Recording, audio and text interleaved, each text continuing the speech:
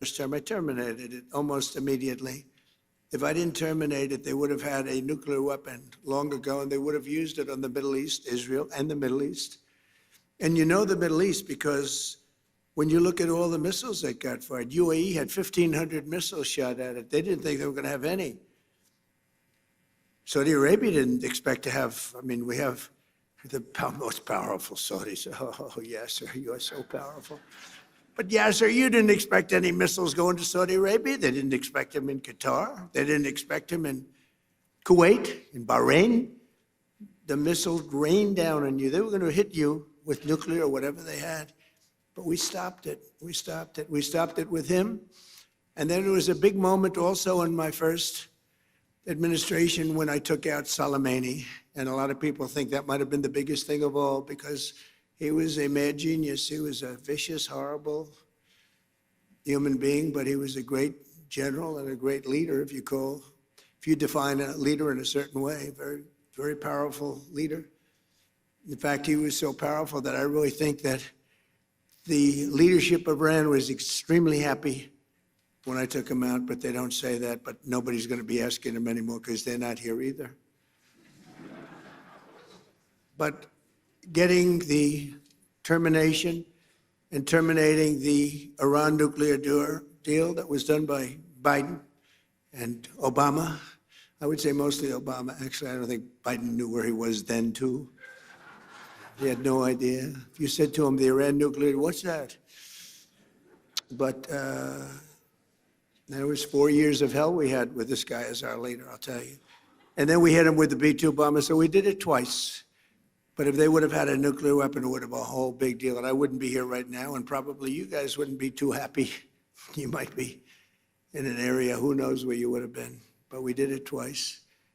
And I really believe we saved the Middle East. We saved not just Israel, we saved the Middle East. And it was proven by all those rockets that fired down upon you. Saudi Arabia got hit a lot.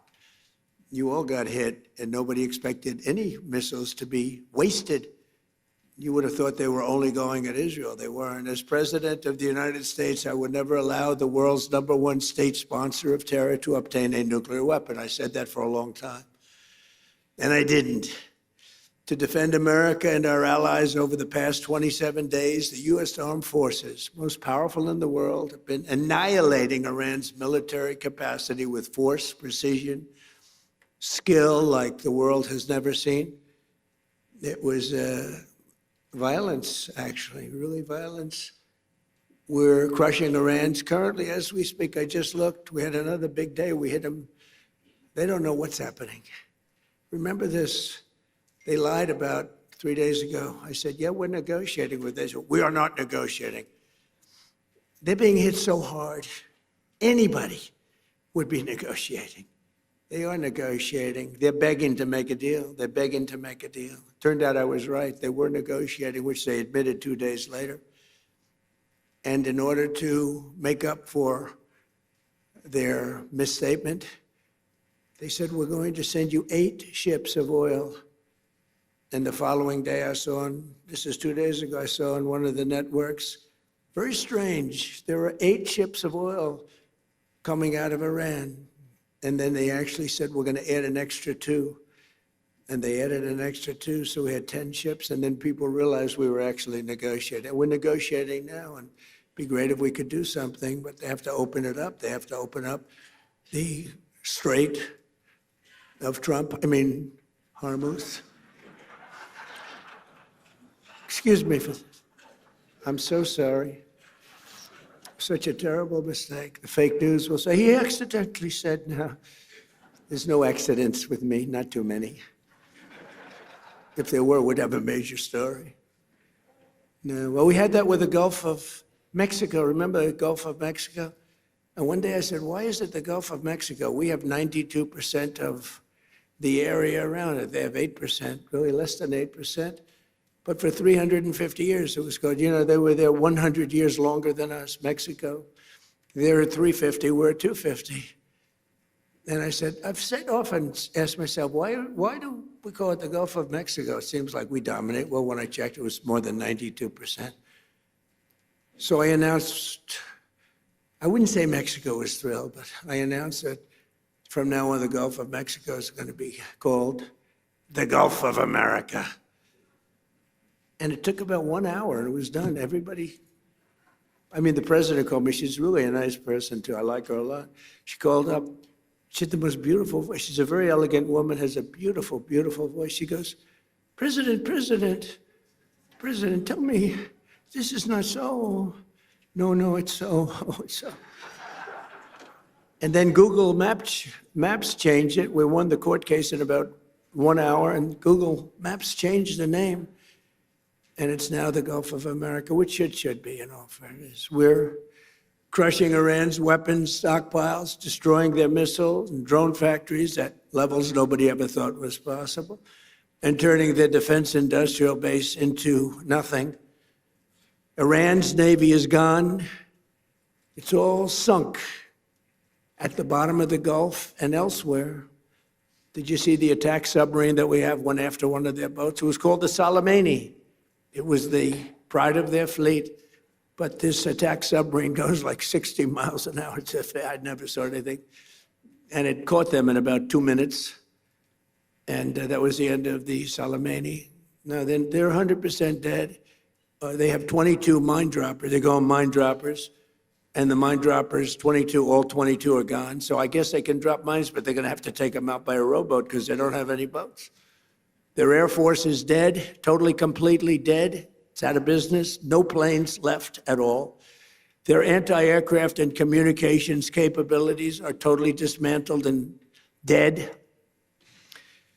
And their leaders are all dead. Other than that, I think they're doing quite well. No, their leaders are dead. Their supreme leader is no longer supreme. He's dead. The son is either dead or in very bad shape because nobody's heard from him. I think he says, just keep me out of this. This is the only country where nobody wants to lead. There's nobody. Who would like to lead Iran? Please raise your hand, a big audience of distinguished. Who would like to be our leader? Dead silent. Nobody wants to lead.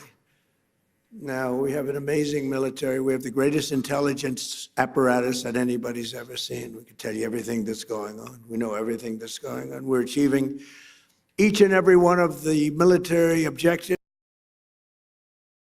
4 weeks ago. And we're doing it really, I guess, we're 2 weeks. We're not. We call it a military operation. We don't call it a war, we call it a military operation. We're very disappointed, by the way, with NATO. They didn't come to our aid. I didn't try too hard, actually, because I wanted to prove a point. I didn't sell. They probably think I'm a lousy salesman. I said, would you like to help us? To President of France, Macron, nice guy. He is a nice guy. I said,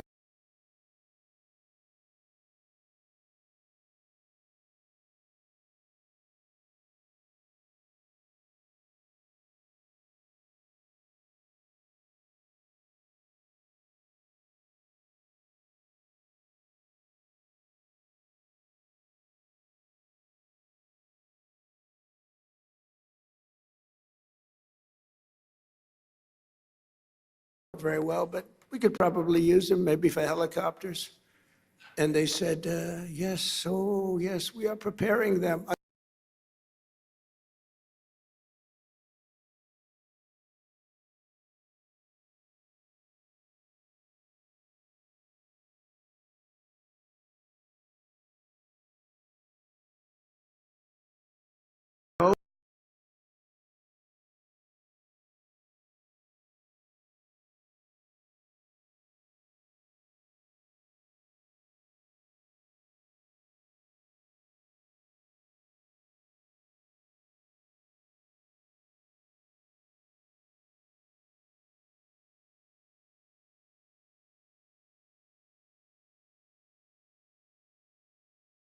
Ukraine's not our war. That war would have never happened, but we had a man of a very low IQ as president, and he had no idea what the hell he was. I was listening to him talk. I said, he's forcing an issue that's going to be trouble, and it turned out to be trouble. Last week, 28,000 soldiers died. The week before that, 32,000 soldiers died. I think we're going to get it settled, but it's a terrible thing. Worse since World War II. I settled,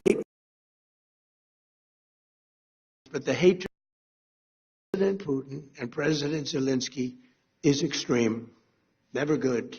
Hatred's a bad thing when you're trying to settle a war. I want to thank the entire kingdom of Saudi Arabia. Been very helpful, unlike NATO. Saudi Arabia fought, Qatar fought, UAE fought, Bahrain fought, and Kuwait fought, even though they shot down 3 of our planes with the finest missiles. We could have done without that. They didn't know they were our planes. They wasted 3 great Patriot missiles, and you have to say there's nothing like these Patriots. You know, we had an attack of 101 a few days ago.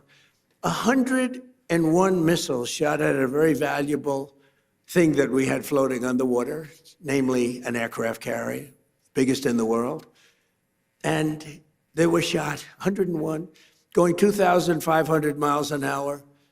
And out of the 101 missiles shot, 101 missiles were shot down and spread out all over the sea. Pretty amazing.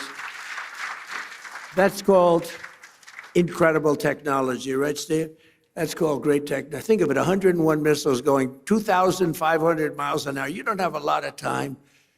And these aren't necessarily weightlifting shoulders. These are very smart people doing that. And I watched them. I watched their performance. Missiles launched. It's almost like they're bored by it. They have like 9 seconds ahead of FIFA, the most powerful man in sports. Johnny, you never choked, right? These guys can't choke, but they're very smart. High IQs. We need high IQs. We have too many low IQ people. But what happened is, you have to see it. It's very cool. Missiles launched, missiles launching. They're launching. Okay, we're ready. 101 missiles coming at them. All right, we have to have like 11 seconds to make a determination. Then at 7 seconds, fire,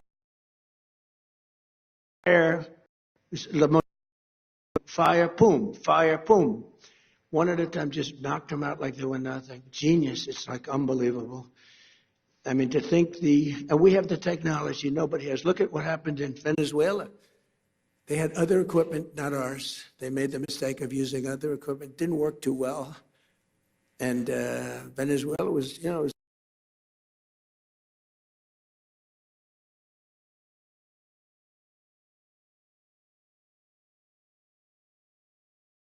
a lot more powerful, but it's not powerful anymore. Within 2 days, I think the damage was done. But now it's really done. Now we're just going after targets. And they have no anti-aircraft, so we're just floating over the top looking for whatever we want, and we're hitting it, and we have another 3,554 targets left, and that'll be done pretty quickly. And then we, at some point we're going to have to determine what we do. But they've never seen anything like it. When we hit Venezuela, that's a very strong military country. They have soldiers. If you've ever been there, I've been there. They have a lot of soldiers walking around all over the place. Everyone's a soldier. Very military kind of a place. And there was a general, professional general, really good. And he said, we were all set for him. We knew there was a problem when we noticed at 1 o'clock in the morning, every 32 seconds, another airplane, a very fast plane, was coming off the deck of an aircraft carrier. That's actually the biggest aircraft carrier in the world. And every 32 seconds, boom, boom, boom. And it was 1 o'clock in the morning. So we said, okay, I think we're in trouble. But they were ready for us, Johnny. And we were ready. He said, we were ready. And then they hit us. And they came from 17 different angles. They were here, they were there. We ran for our lives. It was over. And it was over. And then we took this guy who was a very bad guy, and within literally minutes, he was in the back of a helicopter in a house that was in a big military base with thousands and thousands of soldiers. The house was all steel, with steel doors, steel everything. They had the small steel doors, the big doors. We were equipped for anything. Even the big one would have been opened within 30 seconds. They walked in with blow torches. And within minutes, he was out of the house, being thrown into the helicopter, sailing away, and the soldiers just looked. Bye, bye. Enjoy your trip, sir. It was amazing. It was an amazing, but this is more amazing what's happening now, because we took a very strong country. I could see the Yasser, the problem you would have had. I mean, this was not a weak country. This was a strong country. They had over 10,000 missiles that they accumulated since October 2nd, if you think. Since the B-2s, really since the B-2s, they accumulated them in a matter of months, 6 months, but they had well over 10,000. They had rocket launchers. You know, rocket launchers are more important than the rockets, because you take a rocket launcher out, that's the end of that. People think you can take those big rockets and throw them out your window, like when you were a child with the paper airplanes. You said, it doesn't work that way. You need those launchers, and we knocked out now 97% of the launchers. That's why you may be attacked, but you're not being attacked with very heavy numbers of missiles like at the beginning. But in particular, I want to thank my friend, the Crown Prince Mohammed, who is a fantastic man and a great friend of mine, and a friend of all of yours, I think.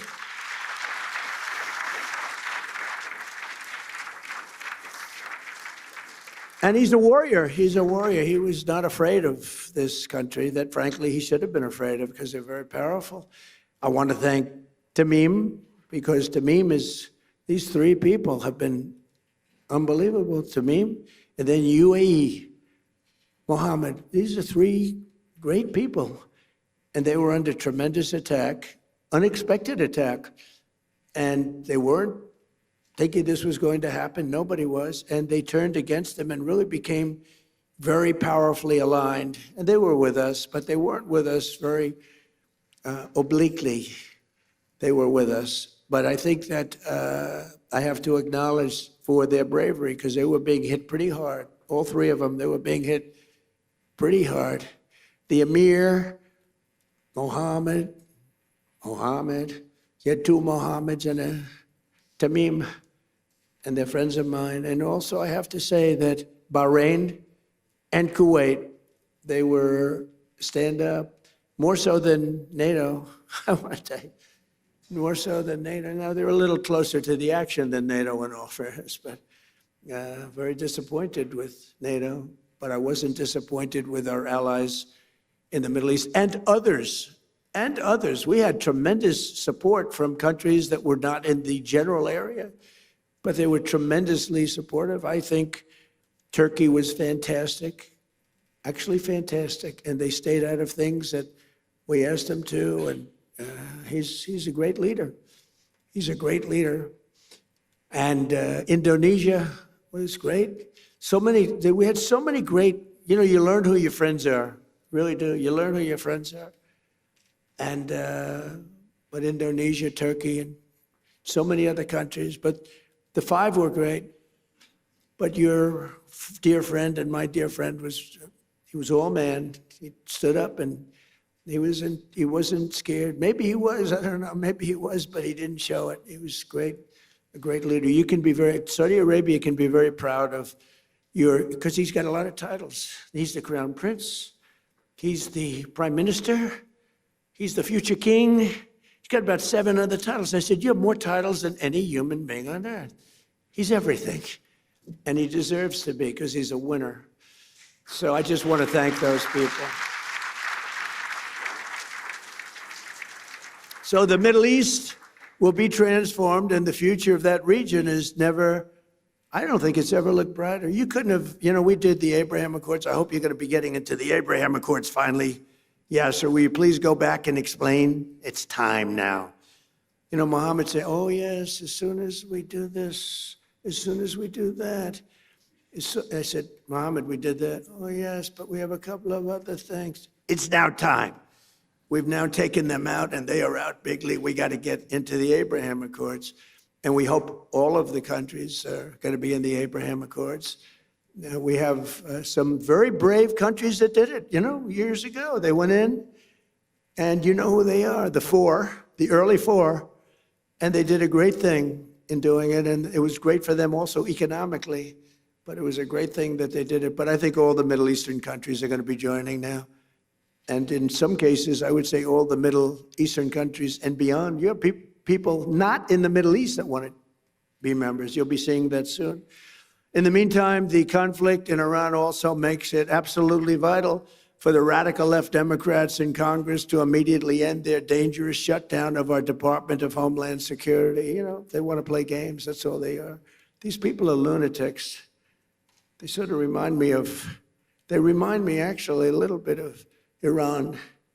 They're deranged. They're deranged Democrats. For 42 days, they've tried to completely eliminate funding for the number one duty of government, which is keeping America safe. And they want no ICE. They want no Border Patrol.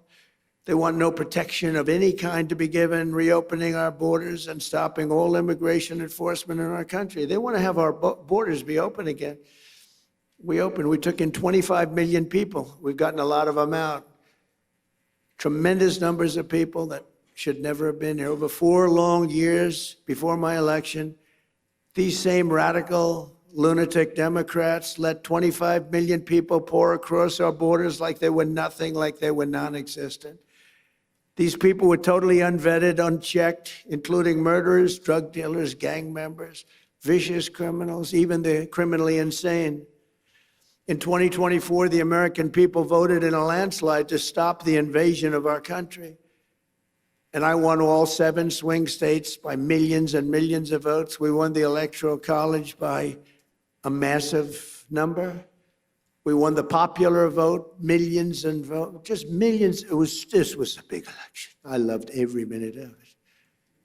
And for the first time, no Republicans done anything like this in decades, but for the first time, we won the counties of America. That's a big one. 2,700 to 525. 2,700 to 525.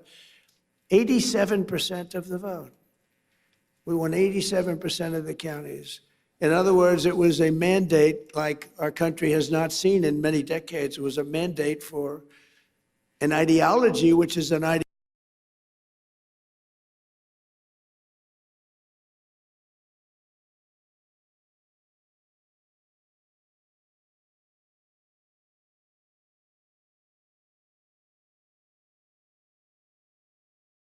I heard the other day, I think that he's losing the MAGA base. I said, really? Because of the war. See, I get into a war. Because I call it a military conflict. But there's a reason for that. But you get into a war or a military conflict for you, and then they say, my base. I said, no. MAGA is stronger than ever because MAGAs make America great again. But my MAGA people, which is the greatest phrase in the history of politics. It's the most important movement by far, probably in the history of the world. I mean, you know, there's never been anything like this. And in fact, just a few days ago, you have to understand, the fake news right back, oh, that's a lot of fake news. Yeah, so you brought a lot of fake news with you. They must know you're going to make a speech at some point because look at the, but what happened is the fake news was saying, he may, they hope, you know, it's like, oh, we got to get rid of this guy. They say, he may be losing his MAGA base. And that would be maybe the end of him. And then I happened to be watching CNN, which is terrible. They treat me terribly. In fact, just a few days ago, CNN had a poll that had me at 100% of MAGA voters. They said they've never seen anything like that. Can you put that up? I actually said if you could put it up. Do you have the technology to put it up? Go ahead, give it a shot. You know, sometimes you look at the polling data and there are numbers that just jump off the screen at you, and this is one of those. Because just take a look here. MAGA GOP view of Trump. Approve 100%, 100%. If you are a member of MAGA and the GOP, you approve of Donald John Trump. 0% say that they disapprove. You don't have to be a mathematical genius to know you can't go higher than 100%. He is the 1972 Miami Dolphins. Good technology, thank you. I figured you'd have good tech. I said, I wonder if they could put that poll up. We just did it 2 minutes ago. No, but I was watching this and I'm hearing them saying, could he be losing the MAGA base? I don't think so. You know why? Because MAGA wants to win, number one. Number two, they want our country protected. They don't want another country out there that's hostile and crazy to have a nuclear weapon. And number three, they like us protecting certain allies, whether it's Israel or Saudi Arabia or Qatar or UAE, any of them. They want that. MAGA wants strength and they want victory. They want success. And that's what we have. And we have been very, very successful. You know, when I went into Venezuela, I said, because I campaigned on the fact peace through strength, you wouldn't have to use it. I said, you'll never have to use it, but sometimes use it. And Cuba's next, by the way, but pretend I didn't say that, please. Pretend I didn't say that. Please, please, please, media, please disregard that statement. Thank you very much. Cuba's next. So despite the radical left Democrat shutdown, we will continue to defend the sovereign borders of the United States of America, and we'll defend our allies. And your ally, you didn't know they were that tough, did you? You didn't know. They were pretty tough, Iran. Not tough anymore. Now we'll continue to deport dangerous criminal aliens from our country. Just days ago, an 18-year-old girl in Chicago named Sheridan Gorman was gunned down by a savage criminal alien led in by Sleepy Joe Biden and released in a Democrat sanctuary city. He was an animal. The same month, an 83-year-old veteran, highly regarded person, was shoved onto the subway tracks and murdered by an illegal alien with a long criminal history in New York City. These are vicious criminal thugs, disgusting human beings that Democrats have defunded our airports to protect. They want our airports to be defunded so that these people can come into our country. Not going to happen. We're not going to have it. That's why this week I deployed ICE to our airports to help reduce the delays. People there are doing a great job, but they didn't want to pay them. The Democrats didn't want to pay them. And a short time ago, I also ordered emergency funding to resume paying the TSA agents immediately. They're getting paid. Democrats must stop their dangerous and destructive shutdown and reopen the Department of Homeland Security without delay. And it's time that they start thinking properly. That's why they lost in such a landslide and put America first. It's time that they start thinking about America first. And we're honored to be joined tonight by many distinguished guests from around the world, including FII Institute Chairman Yasser Al-Romayyan. Where are you, Yasser? Come here, stand up. Yes, yes, please. What a nice name. What a nice name. And his son, Faisal. And by the way, I've known him really well, but you know, I've never heard his last name. So I'm saying, who the hell is Yasser? I know Yasser. I said, who the hell is that guy? But I know him by Yasser, right? I didn't know if it was your first name or your last name. All I know is he's got a lot of power. All I know is he's got a lot of cash. And he's another great leader, actually, and he's a good friend of mine. So nice to be with you and nice to be with your son. Son's beautiful. Saudi Minister of Finance, Mohammed Al-Jadaan. Thank you very much. Thank you very much. Nice to see you again. Good job. I mean, if you want to be a Minister of Finance, Saudi Arabia is a good place to do it, right? You don't have any dearth. There's no dearth of funds. Most places, they say, where are we going to get the money? How about a tax increase? Minister of State, Mohammed Al-Sheikh. Mohammed. Thank you very much. Great honor. Chairman of the Saudi Esports Federation, His Royal Highness Prince Faisal. And of course, please. Thank you. And of course, the kingdom's wonderful ambassador to the United States, Her Royal Highness Princess Rima, who's great.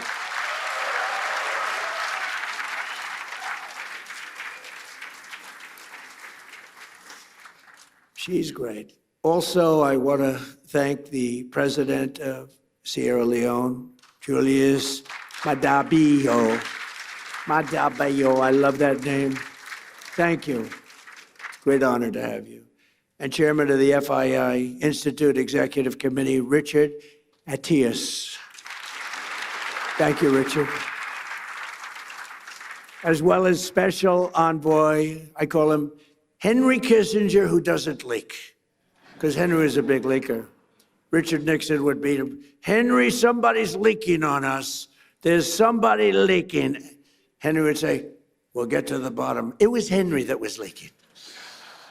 That wasn't good. So we have Henry Kissinger, better than Henry Kissinger, and he doesn't leak. Special envoy Steve Witkoff. Thank you, Steve. Doing a great job. And he and Jared Kushner, they're like a team, and boy, I tell you, they're a good team. High IQ. It's a high IQ team. You want to find your high IQ people. Director of the Office of Science and Technology Policy, Michael Kratsios, a Greek individual. Where's Michael? He was at the Greek event. Hi, Michael. He was at the Greek event yesterday, so I know he's Greek. They asked me, please, sir, would you introduce Michael? CMS administrator, a phenomenal man, a brilliant man. You know, he had a show on television for like 20 years that was so great. I was on his show. He said, would you do me a favor? Would you go on my show? I said, yeah, I'll go on your show. It's a big show. It was very successful. And I went on his show, and he determined that I should lose weight. This is what I went through. He said, I think you should lose weight. I said, I don't need you saying that in front of millions of people. You don't have to tell me that. But he's a great guy, and I don't know how he ever got the job after that, but he's the most powerful man, actually. Medicine, him and Bobby, what a team. Bobby is great. He's great. Dr. Oz, you know that, Mehmet Oz. And they're coming up with things that are amazing, a little out of the box, but the out of the box guys are really finding things that are amazing. Autism, that's so important to us. We want to find out why is it happening in such large numbers all over the world, but why is it happening in our country all over the world? And you're coming up with some pretty impressive studies and answers. A really good friend of mine, the president of FIFA, Gianni Infantino, and Johnny is great. You know, when I didn't get the Nobel Peace Prize, you got to understand, I don't care. Norway has lost so credible. I stopped 8 wars. I even stopped India and Pakistan. And they were going at it for a week. They had 9 planes already shot down. They were in a war. I stopped them. You know how I stopped them? I said, if you keep fighting, I'm going to put a 250% tariff on each one. No, you cannot do that. I said, I'm doing it. All right, we won't fight anymore. That's how I stopped them. I used tariffs to stop. You ever hear of anything like that? It was too much for them to bear. But they were going to be in a war. And the prime minister, actually a great guy, the prime minister of Pakistan said President Trump saved 30 to 50 million people. 2 nuclear countries would have happened. And I figured, if I don't get the Nobel Prize for Peace, nobody will ever get it. I didn't get it. I'm not surprised. I didn't get it. And the person that got it was shocked. She's a wonderful woman, too, by the way. And she said, no, I don't deserve it. President Trump does. Nobody deserves it. Nobody ever does. I stopped 8 wars, Yasser. Do you know what that is? 8 wars. You didn't stop 8 wars. You started 8 wars, Yasser. I stopped 8 wars. But it was a little early because, in all fairness, it was for the year before, right? It was for 24. But still, you thought they would have made an exception. But they didn't do that. You watch what happens. But it was sort of amazing. So she was so nice, and she actually came to the White House, and she presented me with her award. She's a wonderful woman. But stopping wars is, I think, it's the best. I think I do it the best. I stopped wars that nobody thought. President Putin called me. He said, I can't believe you stopped this one and this one, which are impossible. Azerbaijan, it was an impossible war to stop. We stopped it. But we also have a man who's probably good at stopping wars. I know he's good at being a tough guy. He is a tough guy. He's been very tough on crime, and he's done a great job. Miami Mayor Francis Suarez is here someplace. Francis, hi. How are you? And we have our great son. He's got the best genes, I think, of any human being I've ever known. He's my son, Don Trump.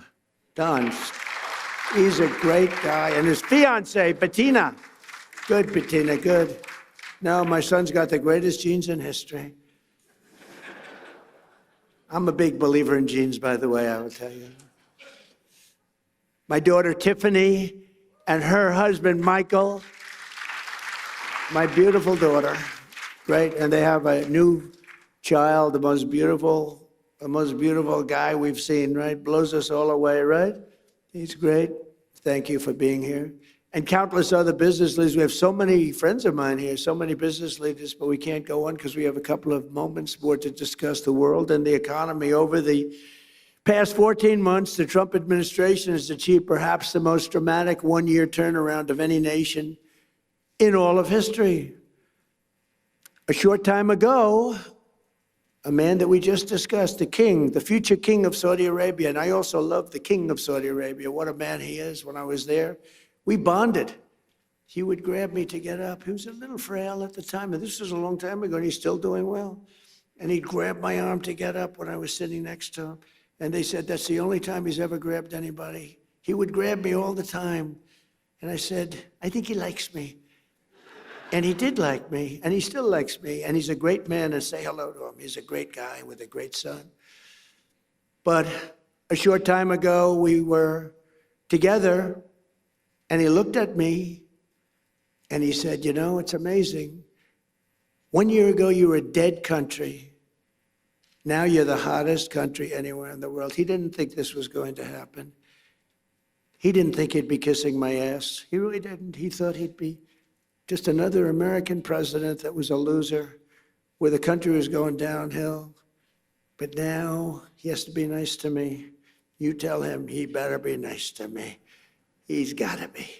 But it was really something. He said, you know, it's amazing, President, because he's a very smart, but a regular kind of a guy. He said, you know, it's amazing, President. A year ago, in that case, it was a year and a half. It was 6 months ago. But a year ago, you were a dead country. Now you're literally the hottest country anywhere in the world. And that was before we beat the hell out of Iran. You know, now I think he's got to say even better. I think we have to up it. But he's fantastic. And everything we do, we're working to make America the #1 place on earth to do business. We passed the largest tax cuts in American history, including no tax on tips, no tax on overtime, no tax on Social Security for our great seniors. We provided 100% expensing and bonus depreciation so that anyone who wants to build a factory can deduct the entire cost of equipment and the entire factory in the first year. That used to take 38 years to do. You'd take it little drips, now it's done.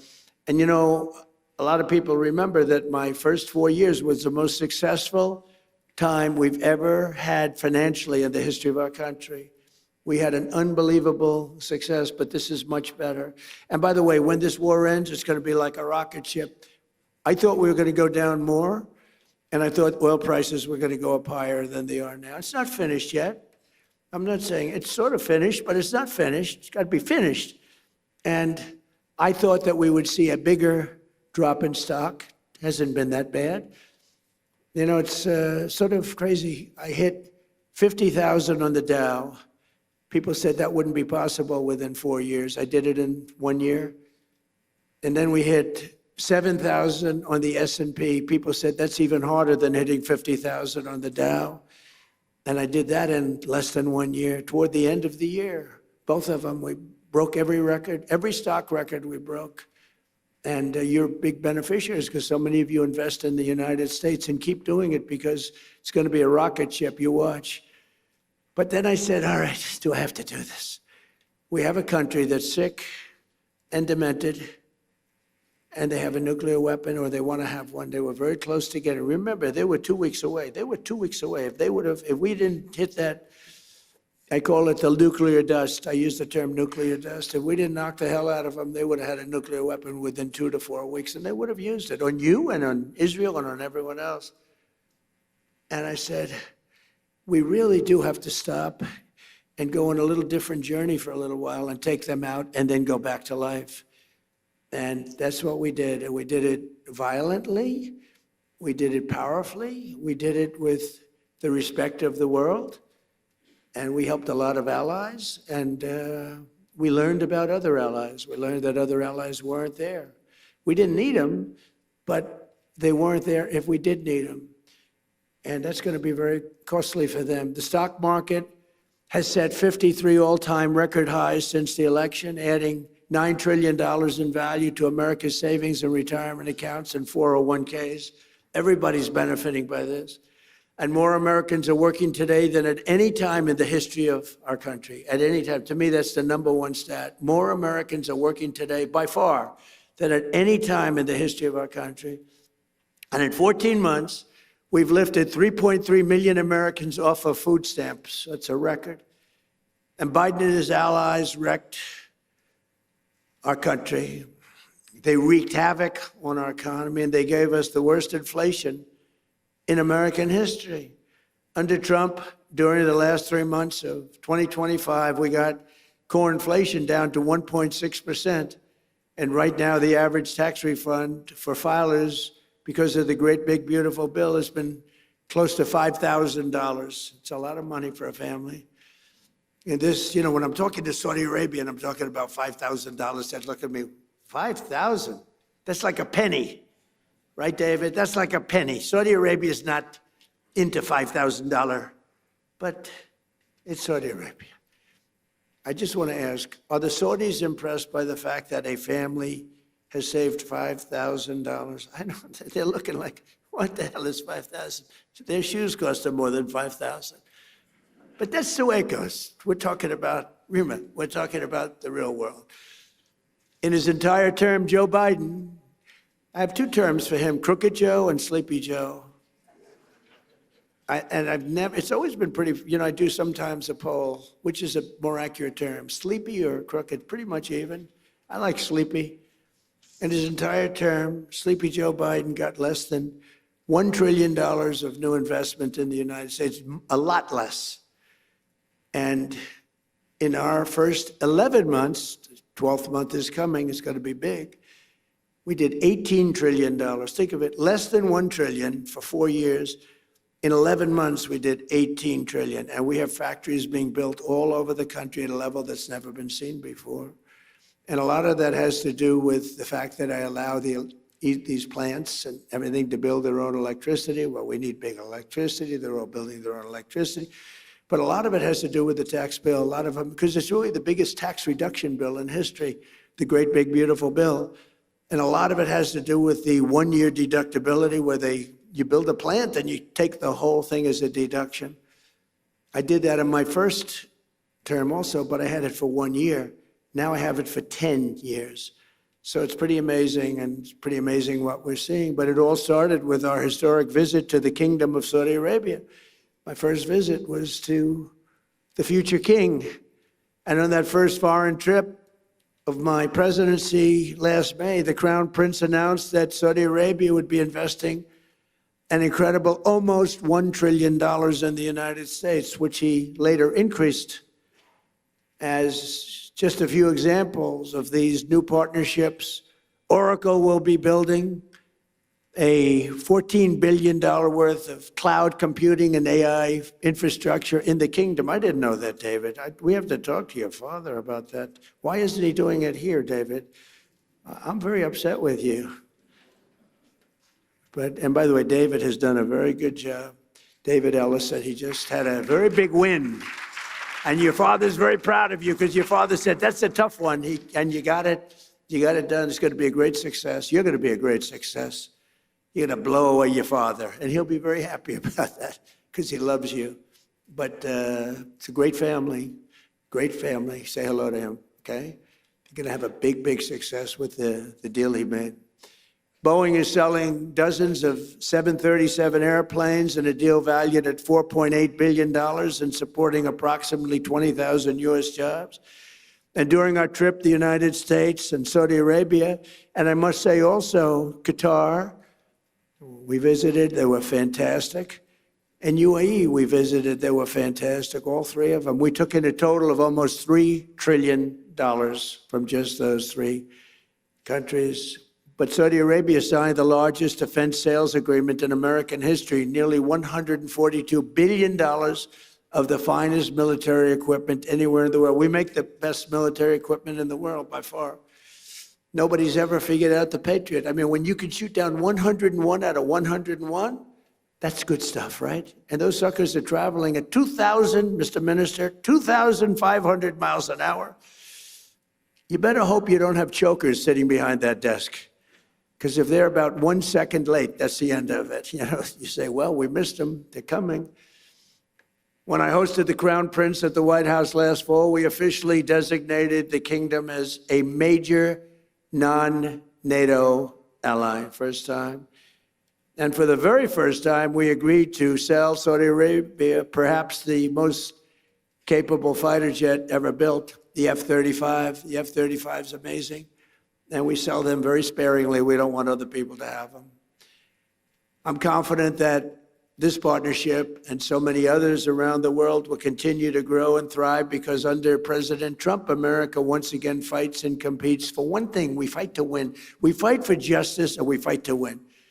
We don't fight to be politically correct like we did under other presidents where we fought to just keep fighting and fighting and fighting. And, you know, when I took out ISIS, I was told by generals it would take 4 to 5 years. And I met General Raisin Kane, who's our top person, head of the Joint Chiefs of Staff. I said, if I ever do this thing again, if I ever get in, I'm putting that guy as the head of the Joint Chiefs of Staff. I went to see him in Iraq, and I said, why is it taking so long to destroy ISIS? We have the best weapons in the world. And I understood why, but I had generals, I call them the television generals. They weren't any good. Mattis, Milley, they weren't any good. They were lousy. But they said, sir, it will take about 4 years. When I went over and I met General Kane, I said, how long will it take? 4 weeks, sir, you'll have a lot of time left over. I said, wait a minute, did you say 4 weeks? 4 weeks, sir. It'll take 4 weeks. You'll have a lot of time left over. That's our new head of the Joint Chiefs of Staff. And he said, how do you do that? Well, sir, we were only able to fight from this one very far away location because nobody wanted to use all of our portable runways that we have all over the Middle East. We have portable runways, can you believe it? We have everything. But nobody wanted to use them because they didn't want to insult the country where the runway was located. I said, they wouldn't even know. Do you think some country's going to know when we have jets taking off? They don't know. He said, well, I agree with you, sir, but whether they know or not, who cares? He said, so we have about 17 locations that we could take off. From this one, it took 8 hours to get to the destination. By the time we got there, we had to refuel all the time, and we had to come back. He said, but we have 17 different locations, sir. And, sir, we're going to hit them from the left. We're going to hit them from the right. We're going to hit them from the east and the west. And we're going to hit them from above. And you could see he was getting crazy. And I said, what's your first name? He said, Raisin, sir. What do you mean, Raisin? My name is Raisin. He said, you mean your name is Raisin Kane? And he said, yes, sir. You're the guy I'm looking for. I've been looking for you for 4 frickin' years. I found Raisin Kane. His first name is Dan, but his nickname is Raisin. And I love that. I loved Raisin Kane. And I said, if I ever get in, this was before I decided to even run, I said, if I ever run and if I win, that guy's going to be the head of the Joint Chiefs of Staff. That's exactly what happened. Then he was all for me, and I'm all for him, but he's a great general. He's like one of these football coaches that's great. You know, there's some great ones, Johnny, right? And all they do is they sit, their wives are complaining, everyone's complaining. They never go, they don't see anybody. They just go into the room and they study film and tape it. Then they go out and win, and everyone says, how come? And other guys are out there playing golf. They're not winning. And he's been great, and Pete Hegseth has been amazing. He's been amazing. Pete has done a great job. He was born for it. I really believe he was born for it. We have a lot of great people. We have a lot. We had a great first 4 years, but the people we have now, you know, look, when I won, I'd never done it before. I ran, everyone thought I was doing it for fun. Even Steve Witkoff, he said, you're doing it for fun, right? No, I guess, I don't know. I didn't know what I was doing it for, maybe. But they all said, no, he's going to run, and in September he's going to have a lot of fun, he'll drop out. And then the debates came, and I did good in the debates. And We're knocking people off, all senators, governors, mostly senators and governors, all professional politicians, smart guys. You can't be stupid and be a senator or a governor. It doesn't work that way. Other than Biden, he got lucky. He was in a room, they locked him in a room, and he never got to talk. So, but that's a whole other story. But I ran, and then all of a sudden there were 18 people, including me. Then there were 15, then there were 12, then there were 9, then there were 6, 5. It's like a rocket ship. 4. And then all of a sudden, I won. But I never did it before. I went to Washington. I said, I've only been here 17 times, and I've never slept over. I didn't know anybody. So I had to take recommendations from rhinos and some good people. I mean, there were recommendations, and some were really good. I mean, I had some great people. Look, I rebuilt our entire military in the first term. We got the largest tax cuts in history, the largest regulation cuts in history in the first time. We did good, but I didn't have the same people generally. But I went home and I watched this thing closely. And by that time, I knew the good, the bad, and the ugly. I knew the good ones. I knew the bad ones. And when I came back, I picked great people. We have an unbelievable, we're talking military now, but we have an unbelievable group because I got to know it. I was never in Washington. You know, it's hard. I never ran for class president. All of a sudden, ladies and gentlemen, your next president of the United States is Donald Trump. I said, really? I never did this before. Johnny, I said, how the hell did this happen, right? But it did happen, and we had a great first term. But the second term is blowing it away, to be honest with you. It's really blowing it away. And when we decide to leave, regime change, I guess we change the regime. The regime gets blown up every 2 days. No, everybody's afraid to announce who's the head. We don't even know who the hell the leader is. So I think we have regime change already. But we're going to be, at some point, we'll be leaving. And I think you're going to see a rocket ship because we won't have that dark cloud hanging over our heads, Steve, right, that we did before, which was a nuclear-armed, sick country of Iran, because it might have affected your country, Saudi Arabia, and the others, and it certainly affected Israel more than anybody, the hatred they have for Israel, but it also affected us, because with modern-day equipment, they can fly. And how about the fact that they flew a missile 2,700 miles the other day? They didn't say they had that. Nobody knew they had that. Went 2,700 miles.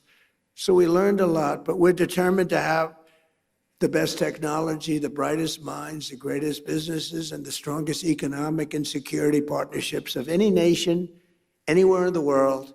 And for this reason, we're also committed to ensuring the United States remains #1 in artificial intelligence. We're doing great. We're leading China by a lot, and I'll not allow radical left maniacs to sacrifice American AI leadership to red tape or political correctness. It's going good. We're doing really well. We're building factories all over America, the biggest in the world. And in America, we don't fear the future, we invent the future. We're really inventing the future. We have the most brilliant minds. And we invite all nations to join us in building the most powerful AI ecosystem on the planet. We're building more automobile plants than any time in the last 50 years. For a lot of reasons. I think #1, maybe the election, but #2, and a close #2, is tariffs. The tariffs are driving people in from Canada, Mexico, Germany, Japan, South Korea. They're coming in. We're building auto plants all over the United States. Tens of billions. I met Mr. Toyota in Japan. I said, what's your name? He's about 92 years old. Sharp as a tack. What's your name? Toyota. I said, you're rich. I said, do you have anything to do with automobiles? Yes. What do you have to do with Toyota? I own it. And I said, well, do you want to make an investment? Yes, we're going to spend $10 billion, spending $10 billion right now on building 5 plants. Everybody is. They're all coming into America. We're going to be hotter than we were 70 years ago when we dominated the automobile. We made all of the cars. My administration has also worked tirelessly to ensure that America remains at the bleeding edge of crypto revolution. We're really doing great. And if we're not going to do it, then China is going to take it over. They want to do it.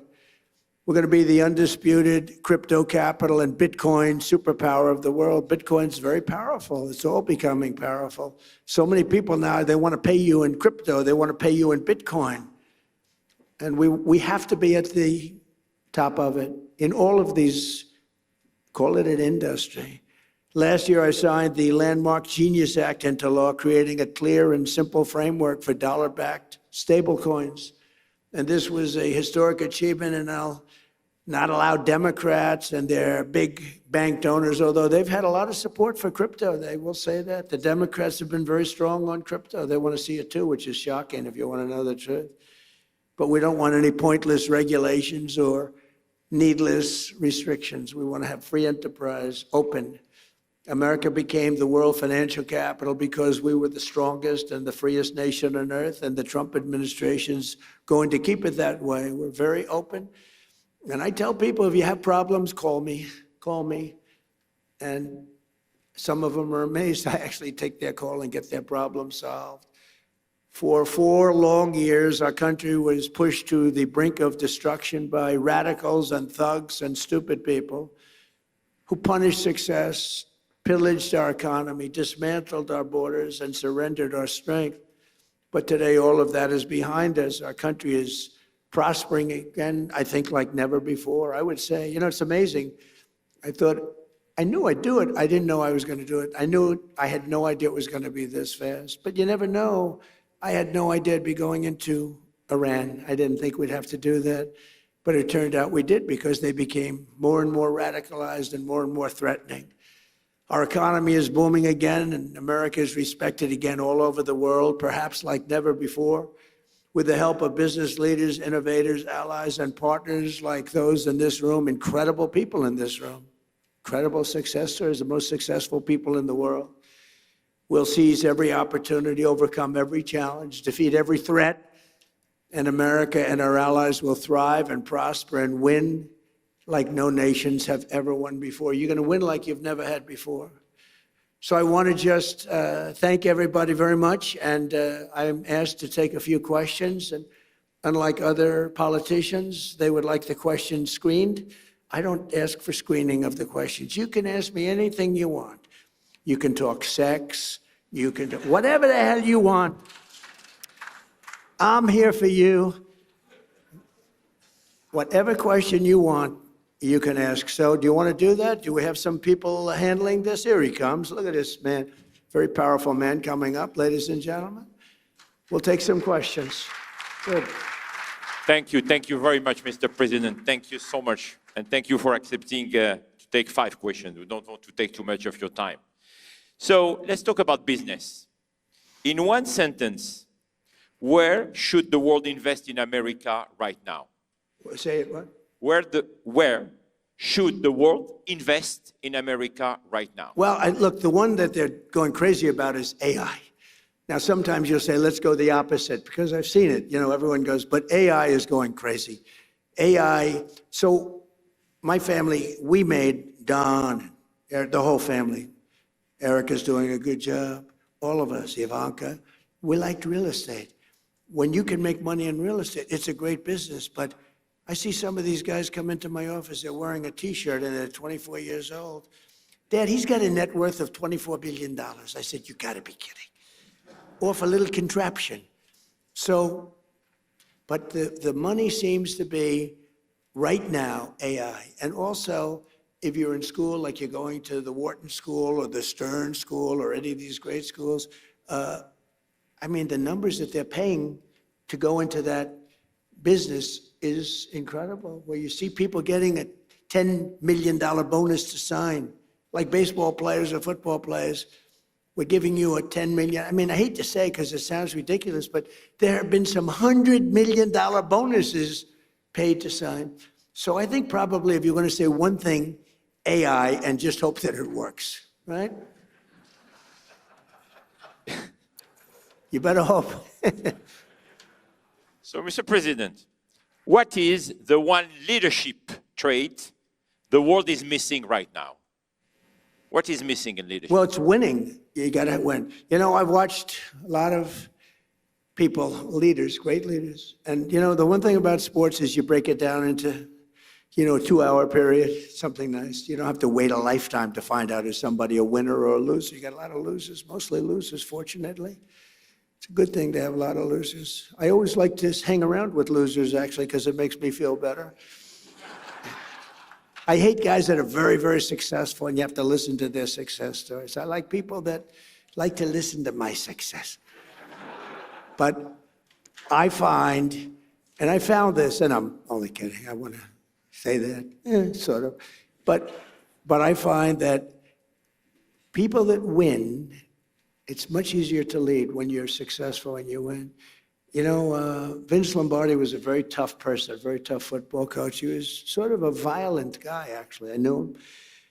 But he won, and he got away with things because he won. You know, I used to say, if you win, winning helps you to become a better leader. People follow you if you win. And not everybody can win. Some people win, and some people don't win. But when you win, it's a lot easier to lead. Talking about winning, Mr. President, the world is entering in a new economic era. Who do you think are the winners and who do you think will be the losers? Are you talking about as nations? Yes? Well, Or sectors? The United States right now is the hottest country anywhere in the world, by far. And we've done it very quickly because we have a good system. Now, it's somewhat radicalized because the Democrats are really holding us back, and you better hope they don't get in because they'll destroy a lot of what we've built.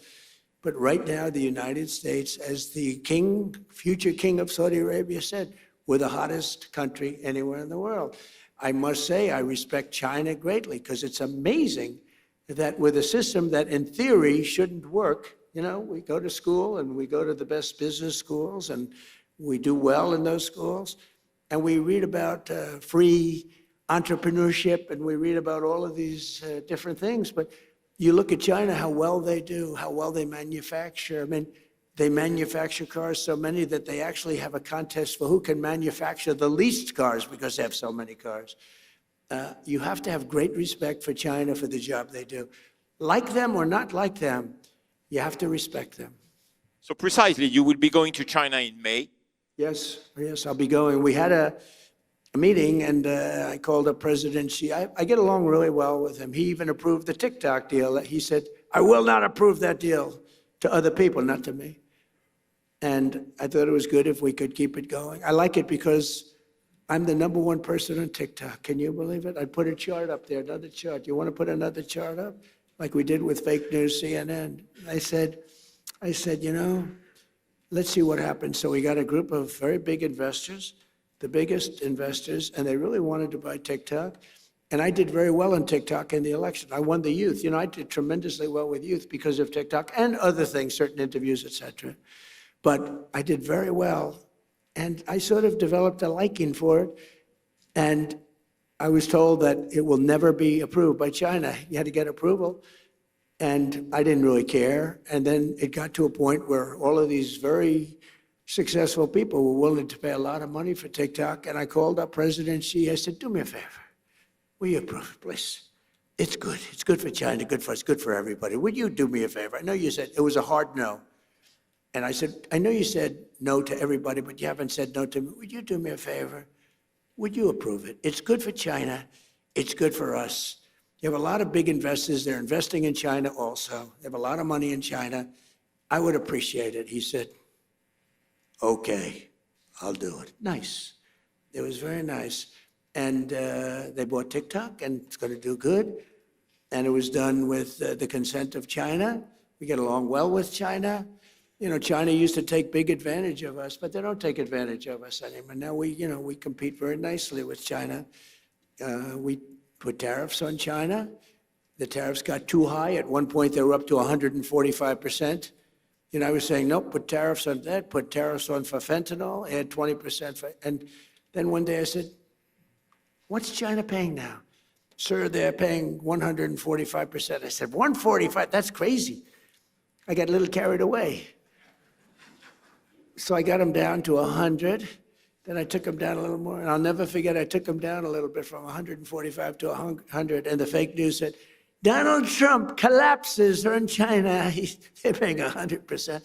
Nobody pays 100. So anyway, we got it down. And now we have a great business relationship with China. I've always had a good relationship with President Xi, except for the COVID situation, because I wasn't thrilled about that. He wasn't thrilled either, by the way, but I wasn't thrilled. But I have great respect for him as a leader. And we had a deal.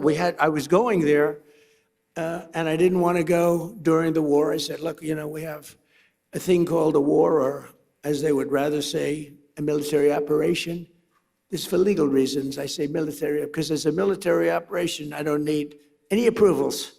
As a war, you're supposed to get approval from Congress, something like that. So I call it a military operation, but we have that going along, and I'd like to delay it. So we delayed it a few weeks, so I'll be going very shortly. Mr. President, we have few leaders here, business leaders from Africa. And of course, we have His Excellency, the President of Sierra Leone. What is your vision about Africa today? Well, I tell you, it's got tremendous potential. Now, I've been hearing about this for a very long time, and I have a lot of friends that have bet the ranch on Africa. They're very smart. It's got tremendous earth. It's got tremendous value underground, which is a very important. So do we. So does America. We have the most oil and gas and coal and everything of any nation on earth. It's a big advantage. But Africa has tremendous value in its land, and if they can unify and get together, I think it's got tremendous potential. I have a lot of very smart friends that they're putting everything into Africa. What do you think, Mr. President, is today the biggest mistake that leaders are making right now? Not sticking together. I think that NATO made a terrible mistake when they wouldn't send a small amount of military armament, when they wouldn't send just even acknowledge what we were doing for the world and taking on Iran. I never considered it very risky, but war is always risk. You know, a lot of strange things happen in war that are very bad, but I didn't consider it. I know how great we're the greatest military by far anywhere there was nobody close. I didn't think there was a big risk, but there's always surprises with war. They can be very bad surprises. I mean, wars are lost that should be won. Many wars are lost. You think a country is going to wipe somebody out, and they end up getting wiped out themselves. So it's always risky. But I think a tremendous mistake was when NATO just wasn't there. They just weren't there. It's going to make a lot of money for the United States, because we spend hundreds of billions of dollars a year on NATO, hundreds of protecting them. And we would have always been there for them, but now, based on their actions, I guess we don't have to be, do we?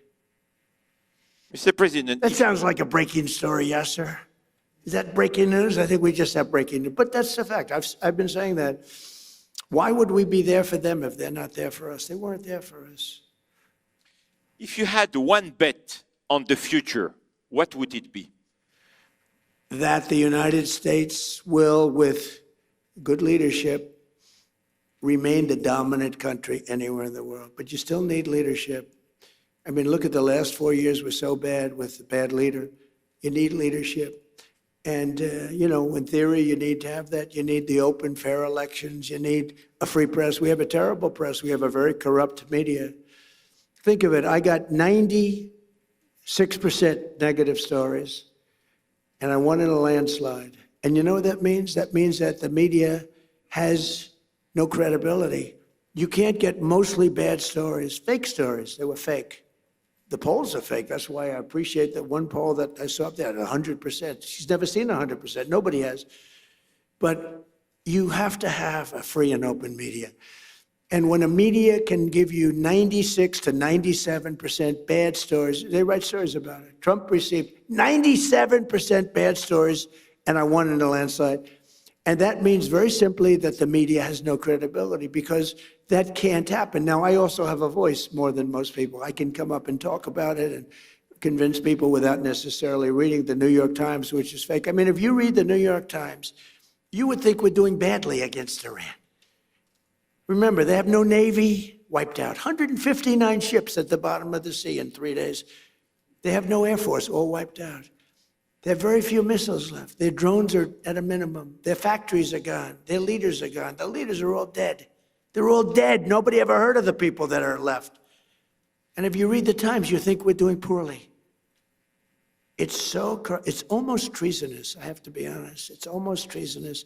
But fortunately, we have other media that's fair and honest and honorable. And you have to go out and do some of your own talking because nobody else will. You know the expression? I have to sell myself because nobody else will. My last question, Mr. President, is the same question I asked you last year. What do you want your legacy to be? Well, I'll tell you what. So I told you that I settled 8 wars. That means millions and millions of people. And some of those wars were going on. One was 34 years, one was 32 years, one was 29 years, one was 22 years. They were long-term wars and a lot of people being killed every year. So I've saved millions and millions of people. And I mean, I know it doesn't sound right for me to say this, but I'd love my legacy to be made as a great peacemaker, because I really believe I'm a peacemaker. It doesn't seem it right now, but I think I'm a peacemaker. Okay?